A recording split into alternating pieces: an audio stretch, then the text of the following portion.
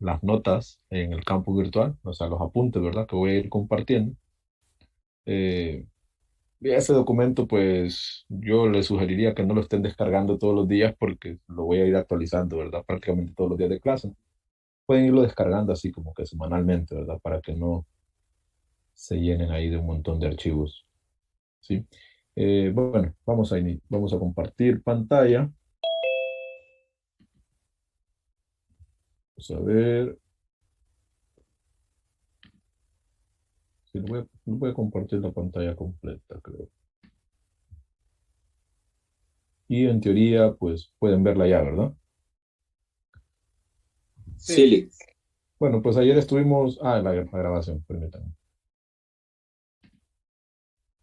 Recording in progress.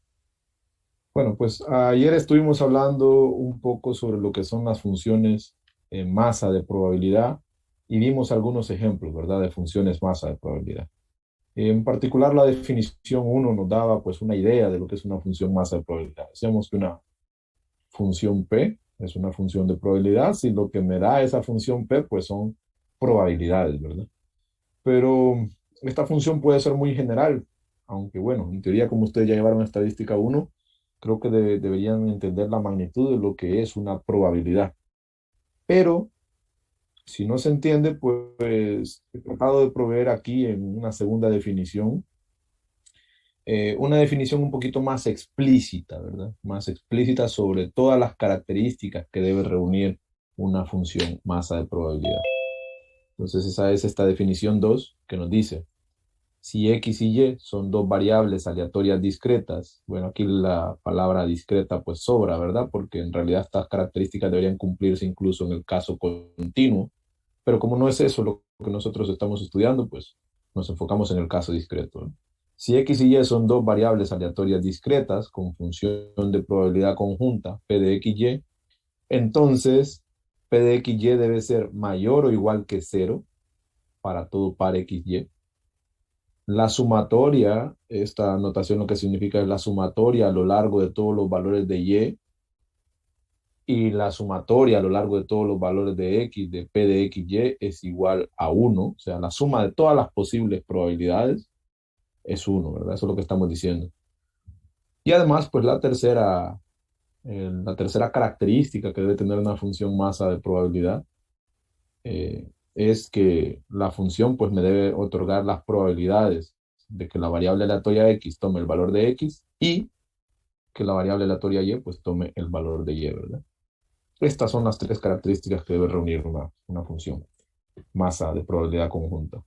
Cuando estamos en el caso continuo, lo voy a mencionar, aunque no es eso lo que nos interesa, ¿verdad? Pero cuando estamos en el caso continuo, esta sumatoria se reemplaza por integrales, ¿verdad? La integral a lo largo de ciertos valores para la variable X y la integral a lo largo de ciertos valores para la variable Y, ¿verdad? O sea, en el caso continuo, estas son integrales. Pero bueno, entonces el ejemplo 2 nos pide, ¿verdad? Verificar que en los ejemplos anteriores se satisfacen estas tres características. La última, pues, obviamente se satisface porque ayer veíamos cómo la función masa lo que nos daban eran las probabilidades. Lo que vamos a intentar verificar es que el inciso A y el inciso B se cumplen. Y voy a agarrar uno de los ejemplos nada más, ¿verdad? Yo creo que no es necesario que los veamos todos.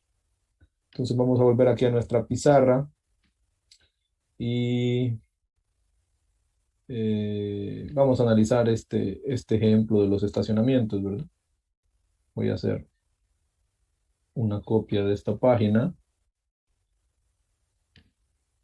Permítanme. Ok. Y lo voy a añadir en la página siguiente, ¿no? Ok. Llevamos esto entonces para aquí. Ok. Pues este es el ejemplo que trabajábamos ayer. Ya habíamos dicho que nuestra función masa de probabilidad venía dada por esta tablita que tenemos acá, ¿verdad? Que asocia un valor a cada par ordenado. Y vamos a intentar verificar que esto cumple, ¿verdad? Con los axiomas de la definición 2. Primero, veamos que para el par 2,0, este valor que está aquí es mayor o igual que cero, ¿verdad? Es mayor que cero, de hecho. Eh, para el par 1,1, este valor que tenemos aquí es mayor que cero también. Y para el par 0,2, este valor que tenemos aquí también es mayor que cero. ¿Qué pasa para el resto de valores? Digamos, ¿qué pasa si la variable aleatoria X tomara el valor de 3 y la variable aleatoria Y tomara el valor de 5? En el contexto del ejercicio, eso no es posible. Pero entonces, ¿qué probabilidad se le asigna a los valores que están fuera de esta región lógica del ejercicio? Vamos a echar mano ahí de una característica de las probabilidades. Ajá. ¿Alguien iba a hablar? Creo que la probabilidad sería cero o nula en Claro, ese la caso. probabilidad sería cero porque en el contexto de este ejercicio, lo que tenemos, vamos a ver qué es X. X es el número de vehículos que se estacionan en el estacionamiento 1. Y es el número de vehículos que se estacionan en el estacionamiento 2. ¿Cuántos vehículos tenemos? Tenemos únicamente dos vehículos. Así que la probabilidad de que X tome el valor de 3 y que Y tome el valor de cero, por poner un ejemplo, es cero. ¿Por qué? Porque esto es algo de lo cual nosotros tenemos la certeza de que no puede ocurrir.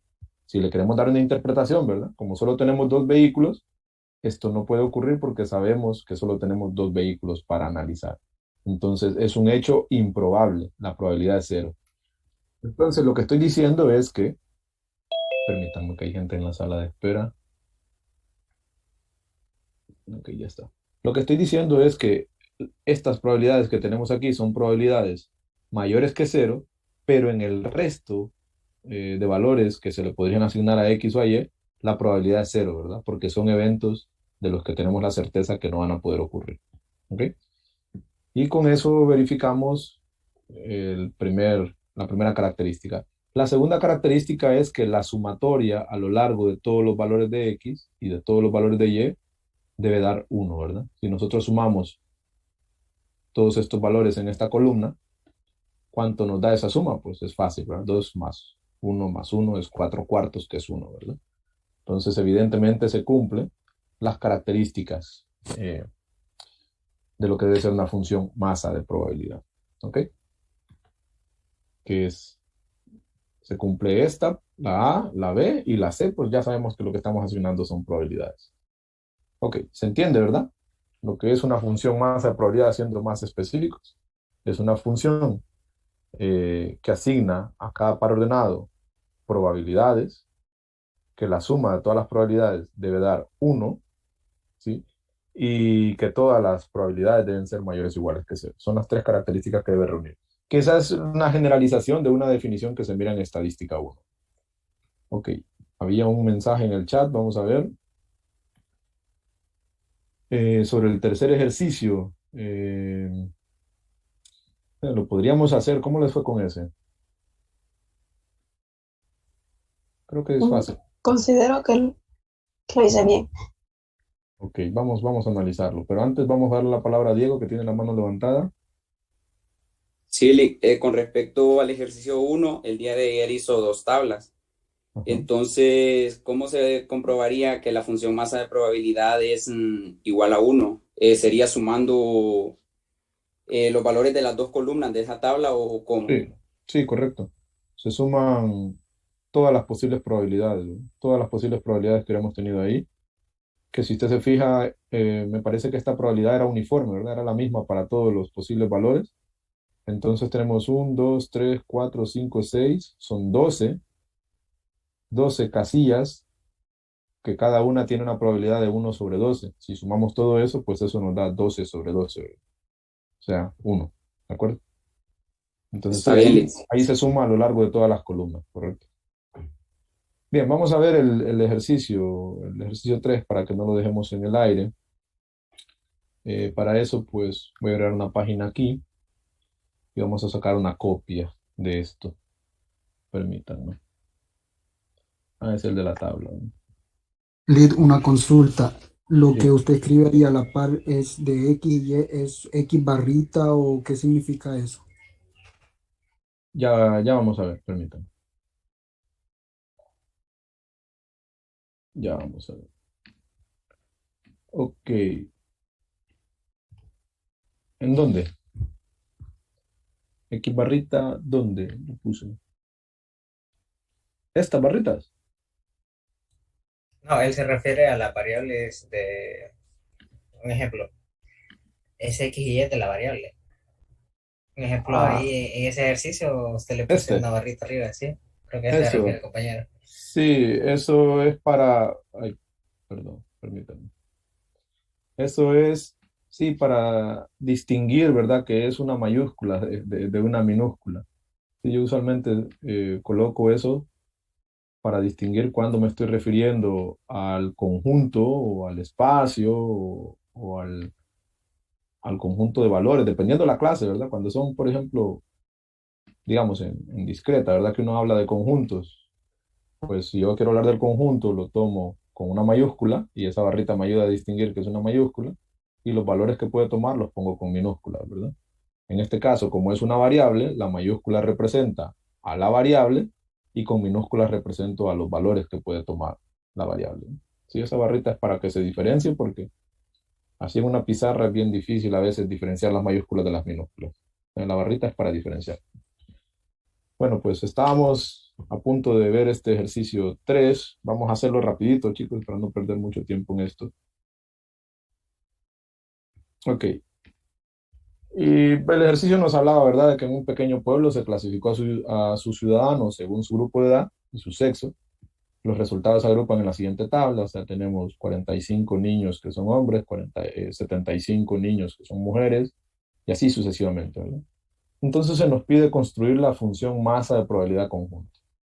Yo puedo construir esa función creando dos columnas o la puedo construir mediante una tabla de contingencia, ¿eh? Así como la que hayamos hecho aquí, ¿eh? Una tabla donde están las dos columnas. En este caso, por el formato en que se nos presenta la información, yo voy a dejar las dos columnas. Vamos a ver, los valores que puede tomar la variable X son los grupos de edad, que son niños, adolescentes, adolescentes, adulto y ancianos, ¿sí? Los valores que puede tomar la variable aleatoria Y son hombres o mujeres, ¿sí? Y entonces, lo que vamos a hacer aquí es colocar las respectivas probabilidades, ¿sí? Si yo fuera a seleccionar, digamos, una persona al azar dentro de ese grupo, pues ¿cuál es la probabilidad de que sea niño y hombre? Eso es lo que yo debería colocar aquí, o niño y mujer, o adolescente y mujer, permítanme. Entonces, para eso necesitamos determinar cuál es el tamaño de nuestro espacio muestral. ¿Cuántos individuos, cuántos sujetos hay en nuestro espacio muestral? 500. 500. Ok. 500 supongo, ¿verdad? Que es el resultado de sumar todos estos valores. Ya lo hicieron, ¿verdad? Sí, Ah, bueno, pues ¿cuál es la probabilidad de seleccionar a un niño que sea varón? 45/500. Ok, 45 sobre 500, ¿verdad? Y la probabilidad de seleccionar a una niña, 75/500. bueno, y pues así sucesivamente, ¿verdad? Este ejercicio era de los más sencillos, ¿verdad? Luego, solo es tomar este valor y partirlo entre 500, ¿verdad? 53 sobre 500, 67 sobre 500, 75 sobre 500, 90 sobre 500, 42 sobre 500 y 53 sobre 500, ¿verdad? Y por supuesto que si sumamos todos esos valores, lo que vamos a obtener es 500 sobre 500, que es efectivamente uno, ¿verdad? Así que se cumplen nuevamente las características. Pues esto que tenemos aquí es la función masa de probabilidad, ¿verdad? Lick, una pregunta. Dígame. ¿Nosotros podemos simplificar cada una de esas probabilidades o no? Sí, se puede, pero como ahorita estamos viendo solo cómo calcular las funciones masa de probabilidad, pero más adelante nosotros vamos a hacer cálculos con esas funciones masa. Y a veces para hacer cálculos es más fácil hacerlo, ¿verdad? Cuando todos los denominadores de las fracciones son iguales. Entonces yo por eso los dejo siempre con el mismo denominador. Está bien, Lick. Sí. Pero si ustedes simplifican, no hay problema. Función masa de probabilidad. Ahí la tendríamos. Pues bueno, ese era el ejercicio que quedó pendiente ahí. Bueno, continuamos entonces. Eh, verificamos ya, ¿verdad? Que en este caso particular, en esta tabla se cumple eh, el primer axioma. Todas las probabilidades son mayores o iguales que cero. Mayores que cero en estos casos, iguales a cero fuera de esta región. ¿Sí? Igual acá, la suma de todas estas probabilidades es uno. Todas estas probabilidades son mayores que cero y la probabilidad de encontrar algo que esté fuera de esta región de trabajo entre hombres, mujeres, niños, adolescentes, adultos y ancianos, pues va a ser cero, ¿verdad? Entonces se cumple que las probabilidades son mayores o iguales que cero y que la sumatoria es uno, ¿verdad? Tal como lo esperábamos. Pues bueno, vamos nuevamente al documento y la definición 2 pues ya lo entendimos. Pero básicamente lo que nos dice es que una función masa de probabilidad conjunta o bivariante o multivariante, pues satisface los mismos axiomas, perdón, que las funciones masa de probabilidad en el caso unidimensional. ¿Sí? Vamos a hablar ahora de distribuciones marginales y para no hablar solo yo, vamos a pedir a Eliani que nos ayude con este primer párrafo. Distribución. Primeramente, buenas tardes. Buenas tardes. Distribuciones marginales. En la sección anterior se habló de la distribución conjunta de P de los valores de X y Y de las variables aleatorias X y Y. Ahora veremos que cuando conocemos P, X y Y es posible deducir la distribución solo de X y solo de Y a la función masa de probabilidad solo de X o solo de Y. Le denominaremos distribución marginal de X o distribución marginal de Y. Sigo. Ok, hasta ahí, Eliani. O sea, cuando yo tengo la distribución gracias, Eliani. Cuando yo tengo la distribución de probabilidad conjunta P de X, Y, eh, esa P de X, Y establece las probabilidades de que la variable X tome algún valor en particular y, yo hago énfasis en esa y, que la variable Y tome ese valor de Y minúscula en particular, ¿verdad? Pero lo que estoy diciendo aquí es que, bueno, como X es una variable aleatoria y Y también es una variable aleatoria, esas variables deben distribuirse de alguna forma, ya no conjuntamente, o sea, ya no en una tabla como la que estoy mostrando ya, sino que ellas solitas se deben poder distribuir de alguna forma. Bueno, pues nosotros podemos saber de qué forma se distribuye solo la variable X y o, dependiendo de lo que nos interese, solo la variable Y. Ya no conjuntamente, sino que ella solita, ¿sí? Y bueno, a esa forma en que se distribuye solo X o solo Y se le llama distribuciones eh, marginales, ¿verdad? Entonces, aquí digo, a la función masa de probabilidad solo de X le denominamos distribución marginal de X. A la función o a la función que me dice cómo se distribuye la variable aleatoria Y, pues le llamo distribución marginal de Y. ¿Sí? Y tenemos la definición 3 que nos dice, bueno, pues cómo se van a calcular esas distribuciones marginales. ¿Sí? Sean X y Y, variables aleatorias, nuevamente estamos en el caso discreto, ¿no? Conjuntas, o sea que tienen una función de probabilidad conjunta, que viene dada por P de X, Y.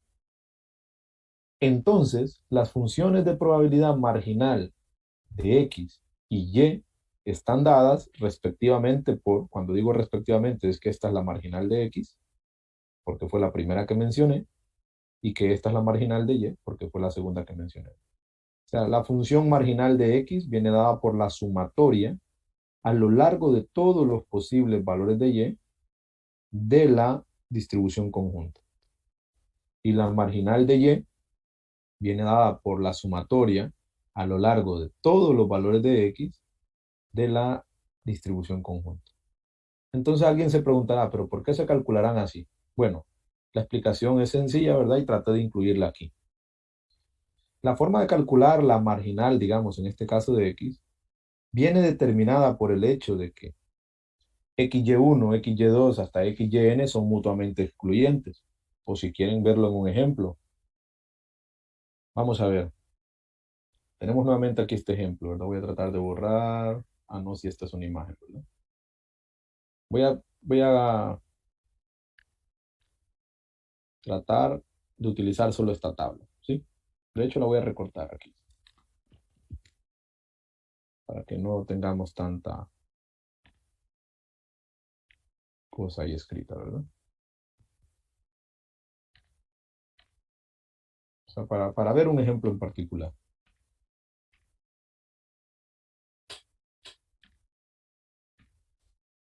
Sí, estamos hablando de distribuciones marginales.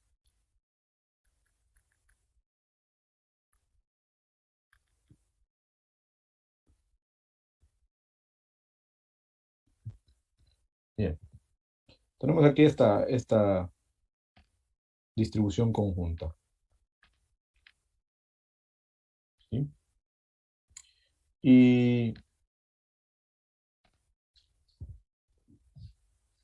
lo que tenemos aquí son pares ordenados. O sea, este par ordenado 2, 0 es una cosa. Este par ordenado 1, 1 es otra cosa. Este par ordenado 0,2 es otro posible evento. Si este evento ocurrió, significa que este evento no ocurrió.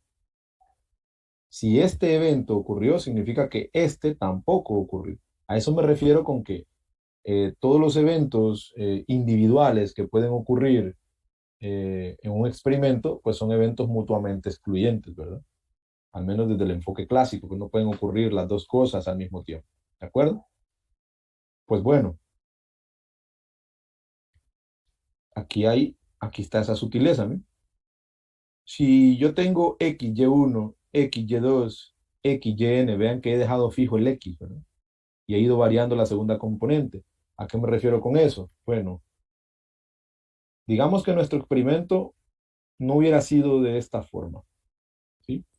Digamos que nuestro experimento hubiera tenido una tabla, vamos a ir a otra, aquí, a esta.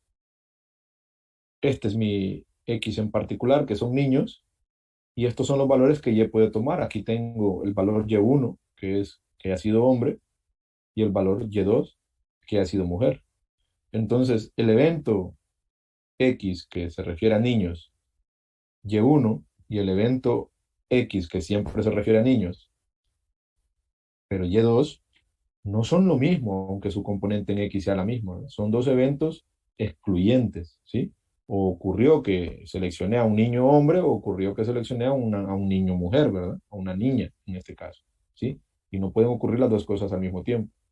Pues bueno, hay una regla de estadística clásica que nos dice la probabilidad de que ocurra A o B. ¿Recuerdan esa regla? ¿Cuál es la probabilidad de que ocurra A o B?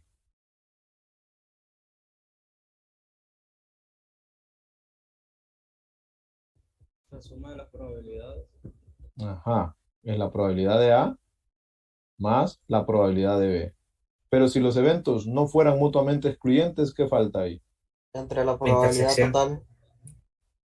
Vamos a ver, hubieron dos comentarios, uno que habla de una división y otro que habla de una intersección. Se resta la intersección de A y B. Eso es, ¿verdad? Aquí se resta la intersección, ¿verdad? Pero ¿qué pasaría si A y B son eventos mutuamente excluyentes? ¿Cuál es la probabilidad de esta intersección? Si A y B no pueden ocurrir al mismo tiempo. Resulta que la intersección es cero. Ajá, si A y B no pueden ocurrir al mismo tiempo, la probabilidad de la intersección es cero. Nos queda entonces que la probabilidad de A unión B es la probabilidad de A más la probabilidad de B. Análogamente, si hay más eventos, si en lugar de tener A o B, yo tuviera A o B o C o D o E, pues aquí la regla lo que me dice es que la probabilidad de A más la probabilidad de B más la probabilidad de C, y sumo todas las probabilidades y luego resto un montón de intersecciones. Pero como cuando los eventos son mutuamente excluyentes, las intersecciones dan probabilidad cero, lo que me queda es solamente una suma, ¿verdad? O sea, cuando los eventos son excluyentes, la probabilidad de la unión de los eventos es la suma de las probabilidades de los eventos, ¿verdad? Ok, entonces volvemos a lo que estamos diciendo. Veamos este evento A como si fuera tener un niño que sea hombre, y veamos este evento B como si fuera la probabilidad de tener un niño que sea mujer, ¿sí? Así lo vamos a ver. Y eso nos va a permitir entender la regla, ¿sí? Volvemos acá entonces. Viene determinada por el hecho, miren, de que x y 1 x y 2 x y n, pese a que el valor de x permaneció fijo, son mutuamente excluyentes, porque los valores de y fueron distintos. Esto quiere decir, o entonces, nosotros podemos interpretar que la probabilidad marginal de x es equivalente a calcular la probabilidad de que ocurra xy1 o xy2 o xy3 o y así sucesivamente hasta xyn. ¿Por qué es equivalente a calcular esto? Porque cuando a mí me piden calcular la probabilidad de que la variable aleatoria x tome el valor de x, significa que no me interesa el valor de y que tome. Y como no me interesa el valor de y que tome, la probabilidad de que la variable aleatoria x tome el valor de x fijo es la probabilidad de que tome el valor de x y que y1 ocurra, o que tome el valor de x y que y2 ocurra, o que tome el valor de x y que y3 ocurra, porque al final el valor que tome la variable aleatoria y no me interesa, ¿sí? Ah, bueno, pero por la regla de la aditividad, como estos eventos son mutuamente excluyentes, sus intersecciones son cero. Y lo que yo voy a tener es la suma de las probabilidades. ¿De cuáles probabilidades? Pues de este evento, más este evento, y esa suma viene dada por esta sumatoria, ¿no? La sumatoria a lo largo de todo y, o sea, voy a recorrer todos los posibles y, dejando el x fijo, ¿verdad?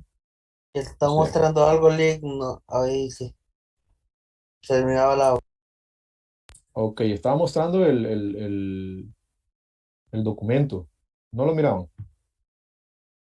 No, hasta ahorita. Ok. ¿Los demás miraban el PDF que estaba compartiendo? Philip, Ah, entonces puede ser problema con el internet, ¿verdad? De ahí del compañero. Entonces repito, ¿verdad? Cuando a mí me piden la probabilidad marginal de x de que ocurra un valor de x en particular, que sea cualquiera de estos, lo que yo hago es simplemente sumar, porque como no me interesa el valor de y, la función masa de probabilidad conjunta, ¿verdad? A lo largo de todos los y. O sea, esto se debe entender como la probabilidad de que ocurra x, y1, más la probabilidad de que ocurra x, y2, y así sucesivamente, ¿verdad? Para todos los valores de posibles de y. En este caso, los valores posibles de y solo son hombre y mujer, ¿verdad? Eso es. Y esta suma es por la regla de la aditividad que acabamos de explicar. Pues bueno, vamos a hacer algunos ejemplos de cómo se calculan estas distribuciones marginales de la variable x y la variable y. Vamos a ver cómo estamos con el tiempo. Ahí tenemos todavía media horita. Bien, vamos a ver el ejemplo 3.2. Sí, ustedes pueden ir calculando las distribuciones marginales de x y y de los tres ejercicios que ya hicimos antes. Vamos a ver el 3.2 y el 3.3. O bueno, vamos a hacer uno del 3.1 para ir subiendo así poquito a poquito, ¿verdad? Calcule las distribuciones marginales de x y y de los ejercicios del ejemplo 1. Vamos a ver. Y vamos a trabajar con el 1.3, ya que era el último que teníamos, ¿verdad? Vamos a hacer eso. Entonces, nuestro ejemplo de ahorita es el siguiente.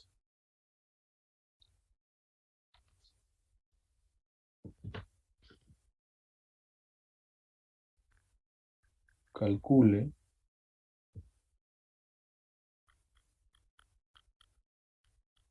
las distribuciones marginales de X y Y para la siguiente distribución conjunta.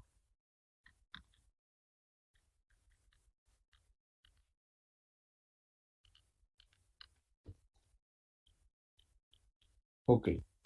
Y voy a traer la del último ejemplo que tratamos, que era el de los niños, adolescentes, adultos, etc. Voy a borrar esto. Vamos a cortar esta tablita. Y nos la llevamos por allá. Ok. Esta tabla que estoy cortando, ¿qué es? ¿Cómo se llama?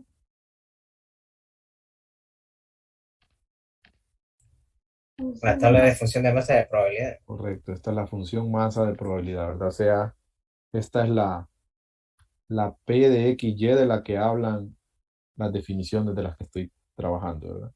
Solo que en lugar de tener una lista, pues lo tengo aquí, ¿verdad? Mediante un arreglo, ¿eh? Esta es la probabilidad de que X tome el valor niño y que Y tome el valor hombre, ¿eh? Esta es la probabilidad de que X tome el valor niño y que Y tome el valor mujer, ¿verdad? O sea, todos estos valores de P de X y Y están capturados aquí, en estos valores, ¿verdad? Ok. Entonces vamos a intentar calcular la distribución marginal de X. Vamos a empezar por ahí.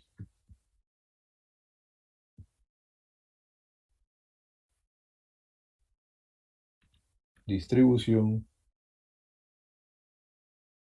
marginal de X, ¿sí? Entonces, para diferenciar la distribución marginal de X de la distribución conjunta, vean que a estas distribuciones conjuntas les hemos llamado P de X, Y, pues yo le pongo un subíndice a la P, ¿verdad? Para decir, bueno, voy a trabajar con la distribución marginal, bueno, es una P, pero le pongo aquí una X, ¿verdad? Esta es la marginal de X, ¿sí? Y lo que vamos a hacer es nuevamente una tablita, ¿verdad? Eso es lo que yo voy a hacer. Vamos a ver. Y en esta tablita voy a colocar los valores que puede tomar la variable X, que es la que voy a estudiar, y pues sus respectivas probabilidades, ¿verdad? Sus respectivas probabilidades. Ok, entonces, un valor que puede tomar la variable X es que tengamos a un niño, ¿verdad? Niño o niña, ¿verdad? Porque la variable X no distingue género, ¿sí? Bueno, pues, ¿cuál es la probabilidad que tengamos a un niño, sea hombre o sea mujer? Porque no me está interesando esta variable ya. No me interesa esa variable. ¿Cómo la calculo? Sumando Sumando las 40. probabilidades sería 120 sobre 500. 120. Correcto. A eso se refiere la notación de sumatoria, ¿verdad? Sería la sumatoria a lo largo de los valores que puede tomar Y es la variable de género, de la función conjunta, ¿verdad? Voy a ilustrarlo solo en este primer caso. Bueno, como el valor de X está fijo en niños, esto sería la probabilidad de seleccionar un niño, y el primer valor que Y puede tomar es que sea hombre. Y como es una sumatoria, más la probabilidad de seleccionar un niño, miren que la variable X permanece fija, la que está variando es Y, y el siguiente valor que puede tomar la variable Y, ¿cuál es? Mujer. Mujer, ¿verdad? A eso se refiere la notación cuando yo hago esto, ¿verdad? Pues bueno, tal como lo dijeron por ahí, la probabilidad sería 120 sobre 500, ¿verdad? Porque sería sumar prácticamente este renglón, ¿sí? Eso sería básicamente. Entonces me gusta explicar la notación para que se entienda, ¿verdad? Porque luego estas notaciones van a ir creciendo un poquito en complejidad y tenemos que saber entenderla. Entonces aquí sería 120 sobre 500, tal como me lo dijeron. Bueno, la probabilidad de que tengamos a un adolescente, creo que ya entendimos la notación, sería la sumatoria a lo largo de los valores de Y, que es hombre y mujer, dejando fijos los adolescentes. O sea, la suma de estos dos valores. Sería 120 sobre 500 también, ¿verdad? Sí. Y la probabilidad de seleccionar a un adulto, 165 sobre 500. Ok. Vamos a ver. Es 75 y 70. Sería 145, ¿verdad?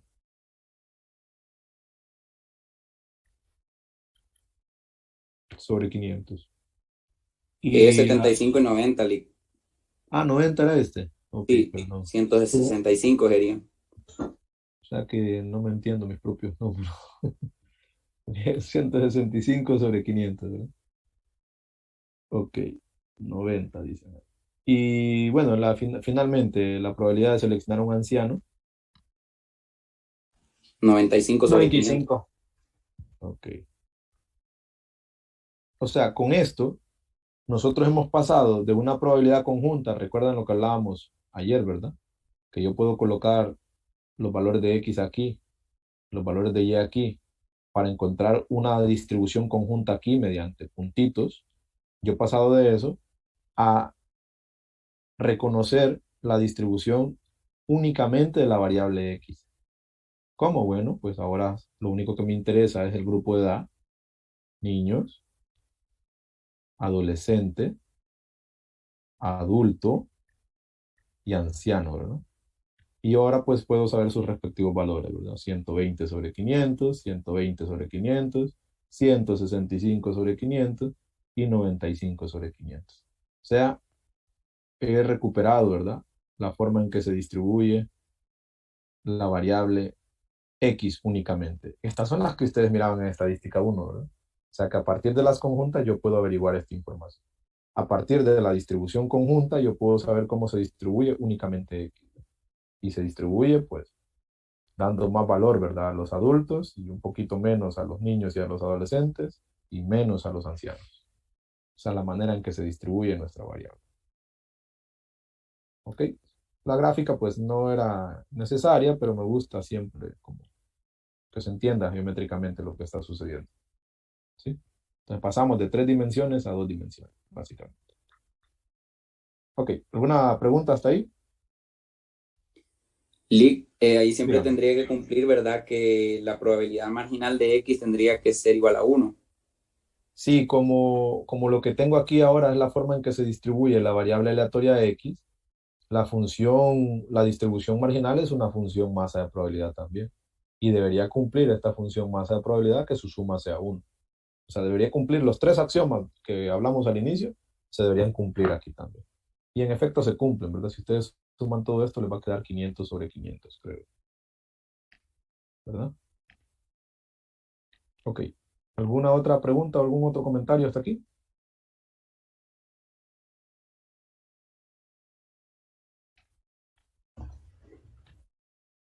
Ok, falta la distribución marginal de Y, ¿verdad? Eso no la hemos hecho. Pero ¿cómo sería la distribución marginal de Y? Sumando las probabilidades de obtener un hombre y luego una mujer. Correcto. La La distribución primera marginal. sería de 215 sobre 500. Ok, ya la vamos a ver. Prácticamente se sumarían en vertical, en la tabla.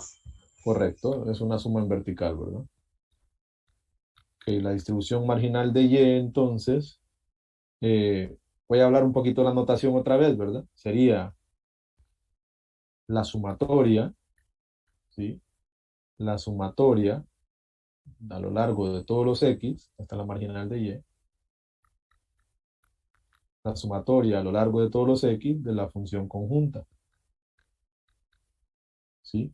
O sea que yo voy a dejar fijo el valor de y aquí sería P de X1, Y, más P de X2, Y, más P de X3, Y, o sea, voy recorriendo todos los valores de X. ¿Cuántos valores de X hay en nuestra variable X de ahorita? 4. Más P de X4, Y, correcto. Entonces, cuando Y toma el valor de hombre, yo aquí tendría que sumar la probabilidad de que sea niño hombre, más la probabilidad de que sea adolescente hombre, más la probabilidad de que sea adulto hombre, más la probabilidad de que sea anciano hombre. Son las 4 formas en que yo puedo tener a un ciudadano hombre, ¿verdad? En ese caso. Y al sumar todas esas probabilidades, tal como dijo un compañero por aquí, pues es básicamente la suma de esta columna, ¿verdad? Es la suma de esa columna. Pues bueno, entendida la notación, vamos a dar nuestra función masa de probabilidad marginal para Y. coloco la y, y mi función marginal de y sería pues la siguiente. ¿Qué valores puede tomar y? Recuérdenlo. Hombre y mujer. Hombre y mujer, ¿verdad? No voy a poner toda la palabra, pero yo creo que los que están prestando ahí atención, pues van siguiendo, ¿verdad? Hombre y mujer. Pues bueno, ya me había dicho, alguien ya había hecho el cálculo, si me lo repiten, por favor. 215 sobre 500 para hombres. 200 o 315. No, 215. 215 sobre 500, y para mujeres, Debe ser 285. 285. 285 sobre 500. Entonces vean, nuevamente tenemos aquí una, esta es la marginal de y, pero la marginal de y a su vez es una función masa de probabilidad. Todos los valores son mayores o iguales que cero. Mayores que cero aquí, cero en cualquier otro caso, que a veces no lo coloco, pero se entiende, ¿verdad? Que cero en otro caso. La suma, pues, da 500 sobre 500, que es 1, y lo que hace esta función es que a cada género, pues, le asocia la probabilidad de ocurrencia. Entonces, cumplen las tres características de una función masa de probabilidad. Ok, ¿preguntas con este ejemplo? Solo una pregunta en general, ¿y siempre tenemos que agregar cero en otro caso o lo podemos dejar así como que ya lo suponemos siempre?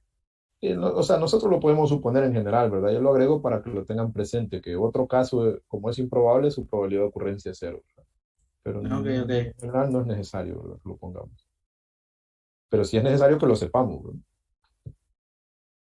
Ok. Vamos a ver los otros ejemplos. Miren que son ejemplos un poquito distintos. ¿Qué tiene de distinto el ejemplo 3.2? Bueno, que la función masa de probabilidad en este caso no viene dada por una tabla, sino que viene dada por una regla. ¿Eh? La probabilidad de que x tome el valor de x y y tome el valor de y minúscula, pues viene dada por la suma de los dos valores sobre 18. ¿Qué valores puede tomar x? Pues 0, 1 y 2.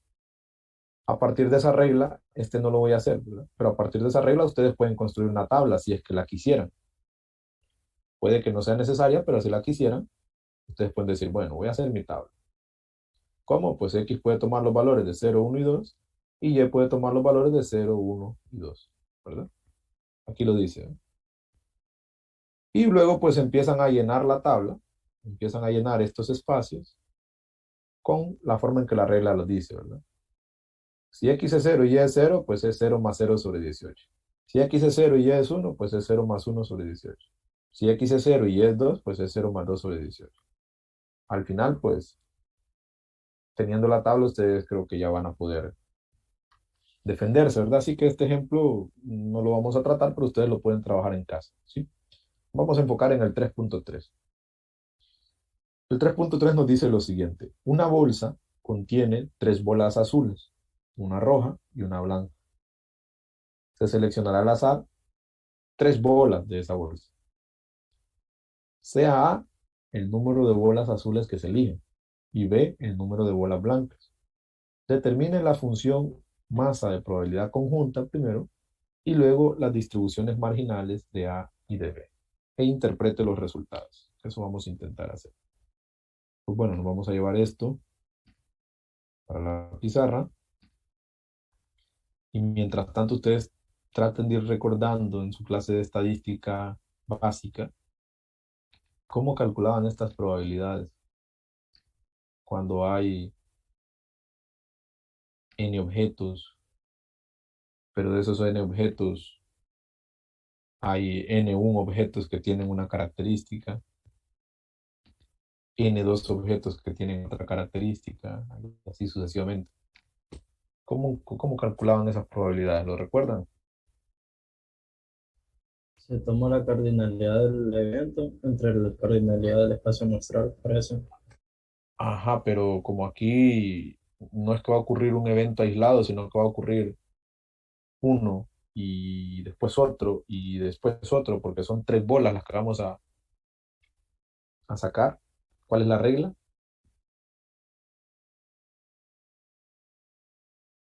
Por ahí va, ¿verdad? Que se va descartando, ¿no? Ajá, vamos a ver. N, en este caso, es 5, ¿verdad? ¿Están de acuerdo?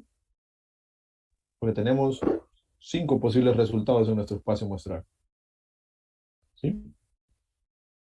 De esas 5, N1, Son combinaciones, ¿no? ajá, son con combinatorias, ¿verdad? Es 3, N2 es 1 y N3 es 1. ¿Qué es N1? Bueno, pues la cantidad de bolas que tienen la característica de ser azules. ¿Qué es N2? Pues la cantidad que son rojas. Y N3, pues las que son blancas. Bueno, pues hay una manera de calcular esas probabilidades que vienen dadas por la distribución hipergeométrica, se llama, ¿verdad? Que está relacionada con lo que el compañero mencionaba.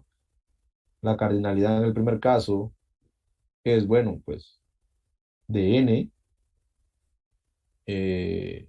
yo voy a tomar, vamos a ver, sería de n1, yo voy a tomar k alternativas multiplicado pues por n2, le lo puse como fracción, de donde voy a tomar k2 alternativas y multiplicado por n3, de donde voy a tomar k3 alternativas. Y eso se debe dividir entre el tamaño del espacio muestral, que son todas las posibles combinaciones que se pueden dar. Bueno, pues ¿qué combinaciones se pueden dar? Bueno, que hay 5 bolas y yo voy a tomar 3, ¿verdad? Eso sería. Entonces, esta distribución, ustedes la miraban en estadística clásica y se llama distribución hipergeométrica, ¿verdad?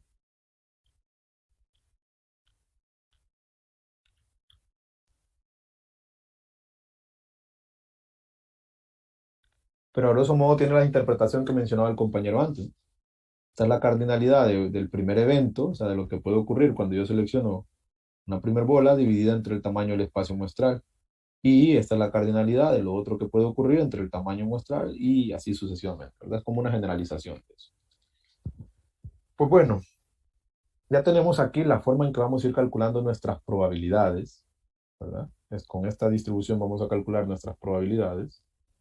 Vamos a poner aquí una nubecita. Pero ahora tenemos que pensar en los valores que pueden ir tomando nuestras variables.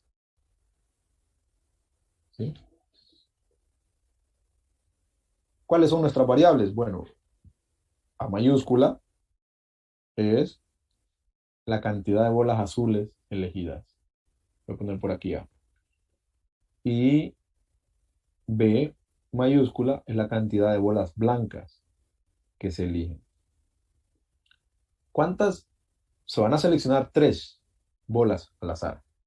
¿Qué cosas pueden ocurrir para la variable que cuantifica la cantidad de bolas azules que se eligen?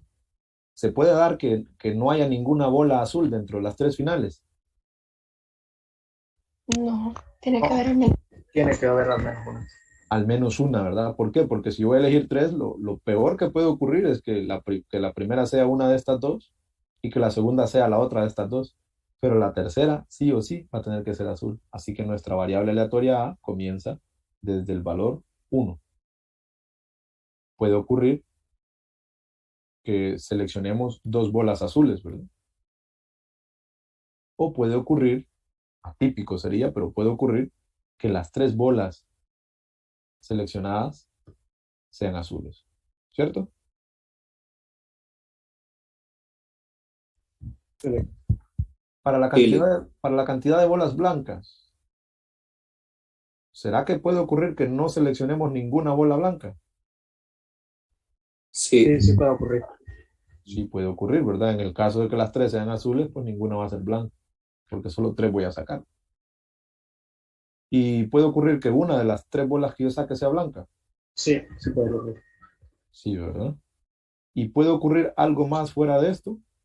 No, porque no hay más bolas blancas. Correcto, la variable B contabiliza solo las blancas, ¿verdad? Así que estos son los eventos que pueden ocurrir. Y ahora lo que vamos a empezar a hacer es a calcular estas probabilidades.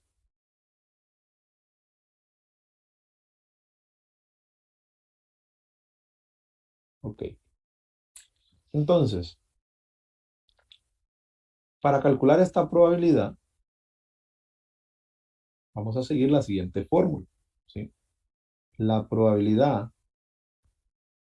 de seleccionar una azul, aquí van a ir las azules, y cero blancas,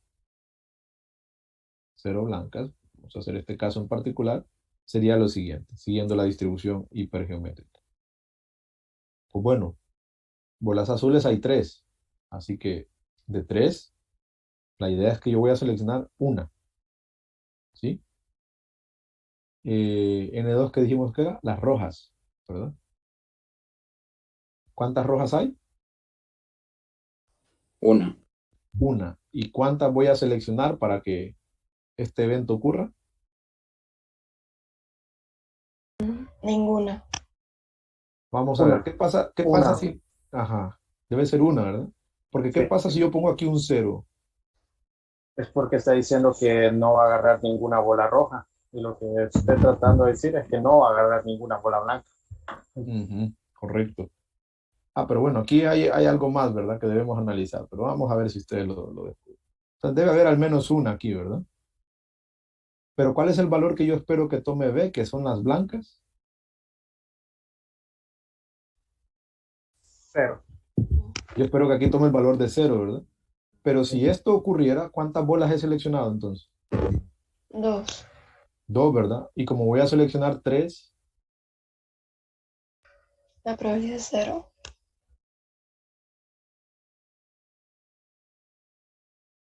¿están de acuerdo todos con eso? Yo digo que sí, porque supone que está seleccionando 3 bolas y solo agarra 2.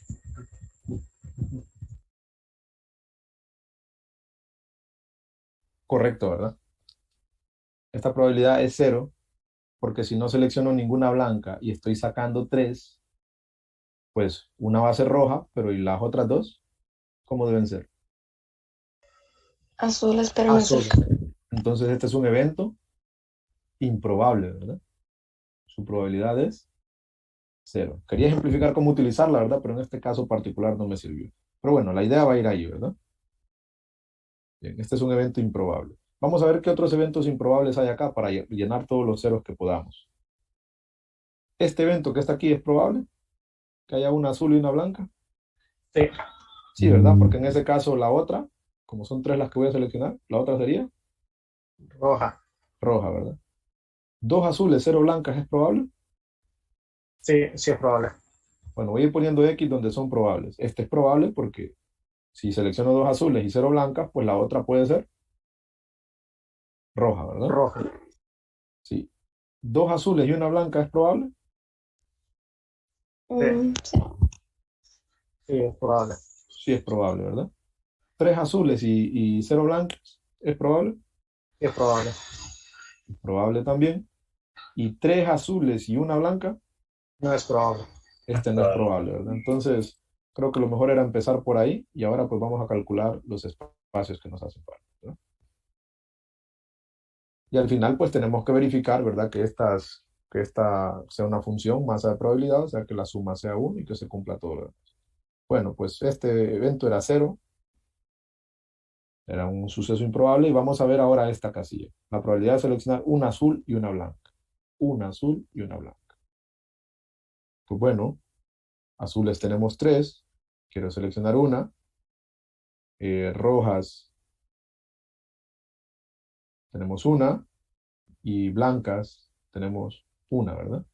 Como son, quiero seleccionar una blanca, la otra debe ser forzosamente roja, ¿verdad? Esta queda totalmente determinada por lo que yo quiero que ocurra, ¿verdad? Yo quiero que ocurran esas dos cosas, pues con eso determino lo que queda, ¿verdad?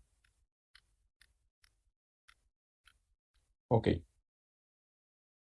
Y esto lo debo dividir entre el número de bolas que tengo, que son 5, y el número de bolas que voy a seleccionar, que son 3, ¿verdad? Hagan ese cálculo y me dicen cuál es el resultado.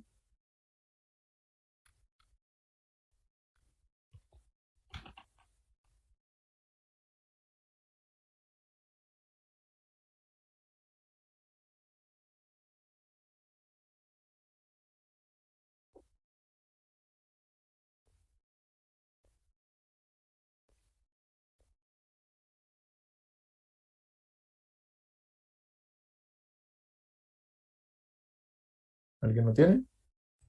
No sé si me estaré equivocando, pero creo que es 3 sobre 10. 3 sobre 10. 10. Vamos a ver. No sé, me estoy equivocando.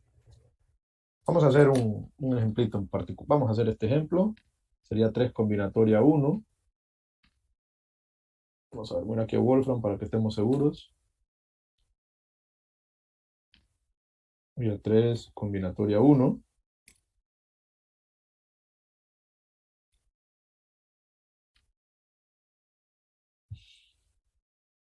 Bueno, vamos a recordar mejor lo que es 3 combinatoria 1. 3 combinatoria 1 es,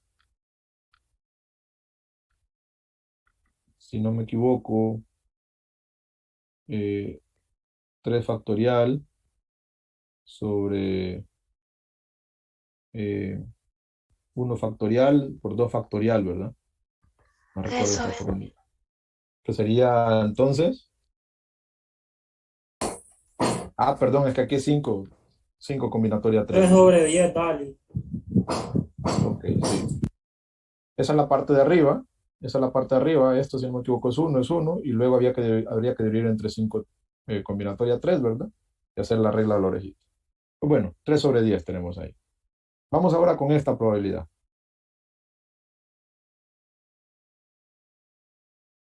Pues entonces ahí lo que tendríamos que hacer, lo voy a hacer aquí abajito y lo vamos a borrar, es la probabilidad de que A tome el valor de 2 y que B tome el valor de 0, ¿verdad? Pues eso sería, vamos a ver, hay 3 bolas azules, de las cuales yo quiero seleccionar 2. Hay una bola roja, de las cuales, ¿cuántas seleccionaría de rojas? Para que hayan 0 blancas.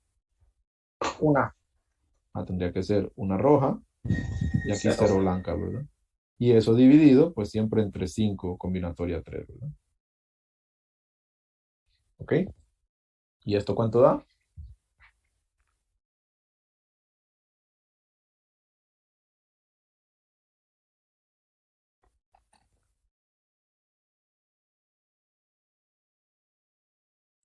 Tres sobre 10 también. 3 sobre 10 también. Ok. Y bueno, calculen los demás valores, por favor. Lo voy a tratar de hacer yo aquí y comparamos. Y con eso terminaríamos la clase de hoy. Vayan calculándolos ahí y me los van dictando.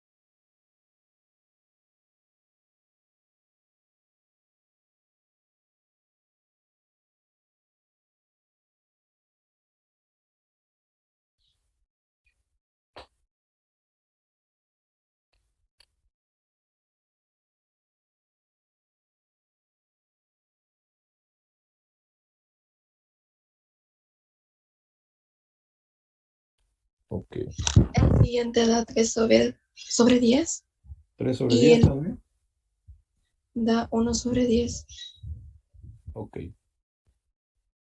Este me dijeron que daba 3 sobre 10 también, ¿verdad? Y este pues era también 3 sobre 10. La formulita pues es la que yo había escrito, ¿verdad? Que no sé si quieren que se las deje por ahí o utilizan pues la calculadora para calcular cada una de estas combinatorias, ¿verdad? Pues bueno, ¿tendrá sentido esta respuesta? Recuerden que si esto fuera una función masa de probabilidad, la suma debe dar 1. 1. y esto da 1, ¿verdad? O sea, no quiere decir que lo hayamos hecho bien necesariamente, pero al menos si es una función masa de probabilidad.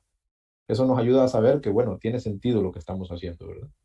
Todas las probabilidades fueron positivas, o 0, y 0 fuera de acá también, Y pues bueno, entonces, con esto nosotros tenemos ya un poco de confianza, ¿verdad? De que esto efectivamente es una función masa de probabilidad, pero bueno, sí, esta es la manera correcta de hacer esos cálculos.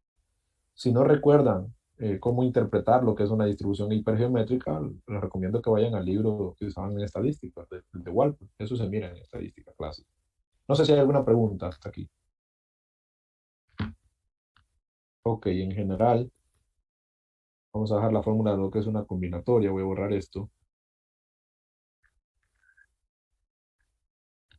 Pues NCR, o también en algunos libros lo interpretan como NR, ¿verdad? Para identificar una combinatoria, se determina de la siguiente forma. Solo déjenme estar seguro de algo. Correcto, es n factorial sobre r factorial por n menos r factorial, ¿verdad? O sea, este número de arriba factorial arriba, este numerito de abajo factorial abajo, multiplicado por la diferencia de estos dos factoriales. ¿Sí? Así pueden ir haciendo esos cálculos, ¿no? Ok, ¿alguna pregunta, chicos? ¿O algún comentario adicional? Y ahí los pares, ¿cómo los has cogido? Estos, ¿cuáles pares? Estos, 1, 0, 1, 1. Sí, lo que ponía ahí en B de X, Y. Ah, cuando hice los cálculos. Sí. Digamos, vamos a enfocarnos en este, 2,0.